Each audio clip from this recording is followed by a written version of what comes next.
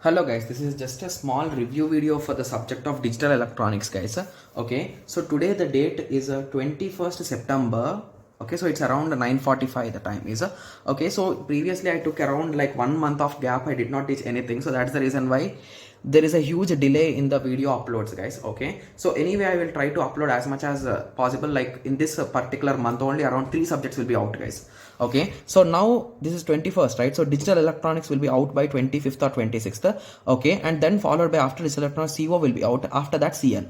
So these are the 3 subjects which will be released, like the videos and everything will be released in this month only, in the month of September. Okay, yes. Okay, yes. So in this subject, in digital electronics, I think we have covered each and every topic guys. Okay, and one more important thing which I want to say is the whole course, the course part is 6 hours of 40 minutes guys around, and the total lectures are 45, and whereas PYQPs are 160 questions which are around 9 hours of 45 minutes guys. Okay, so the first thing that I want to say is before going into the course part, please once revise your digital electronics guys, because digital electronics we have already studied in our semesters and many places, right? So just revise it once and start learning with the course guys, because in course I teach some things that I understood that most of you will be knowing. So that is the reason why I think I may not cover from the basic, like from scratch. Okay, so if you are watching, if you are having some prior knowledge, it will help a lot. Okay, yes. So that is the reason why compulsorily have some prerequisites for the particular course part. And coming to PYQP, so please watch the course and only then go to PYQPs guys, because in digital electronics, for each and every question we have multiple ways to solve guys. So that is the reason why whatever methods which I follow, I have taught them in the course lecture.